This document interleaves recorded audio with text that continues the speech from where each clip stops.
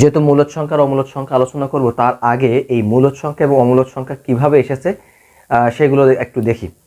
দেখো, এখানে বলা হয়েছে যে সংখ্যাকে দুই ভাগে ভাগ করা হয়েছে। এই সংখ্যাকে বলা হয় নাম্বার দুইভাবে। একটা হচ্ছে যে বাস্তব সংখ্যা, যেটাকে রিয়েল নাম্বার বলা হয়, একটা হচ্ছে অবাস্তব সংখ্যা, যেটাকে ইমাজিনারি নাম্বার বলা হয়। এখানে দেখো, বাস্তব সংখ্যা যেমন 1 2 -2 পূর্ণ 3 2 অংশ √2।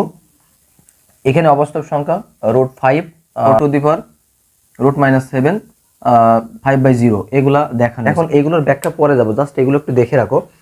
তো এই যে বাস্তব সংখ্যাকে দুটো অংশে ভাগ করা হয়েছে, একটা হচ্ছে মূলদ সংখ্যা আর একটা হচ্ছে অমূলদ সংখ্যা। মূলদ সংখ্যাকে রেশনাল নাম্বার, অমূলদ সংখ্যা বা ইরেশনাল নাম্বার বলা হয়। দেখো, এখানে দেখো √4 √16 5 2 0 -1 1.5 0.6 -2 এই সবগুলো হচ্ছে মূলদ সংখ্যা বলা হয়েছে। আবার এখানে দেখো √2 √3 √5 √6 এগুলোকে অমূলদ সংখ্যা বলা হয়েছে। এখন কেন এগুলোকে মূলদ সংখ্যা, এগুলো কেন অমূলদ সংখ্যা বলা হয়েছে সেটা আমরা পরবর্তীতে ব্যাখ্যায় যাচ্ছি। তারপর দেখো, এই যে অমূলদ সংখ্যাকে দুটো অংশে ভাগ করা হয়েছে। একটা হচ্ছে পূর্ণ সংখ্যা, যেটাকে ইন্টিজার বলা হয়, ভগ্নাংশের সংখ্যা, যেটাকে ফ্র্যাকশন নাম্বার বলা হয়। তো এই যে দুটো অংশ, অর্থাৎ মূলদ সংখ্যাকে দুটো অংশে ভাগ করা হয়েছে, একটা হচ্ছে পূর্ণ সংখ্যা, একটা হচ্ছে ভগ্নাংশের সংখ্যা।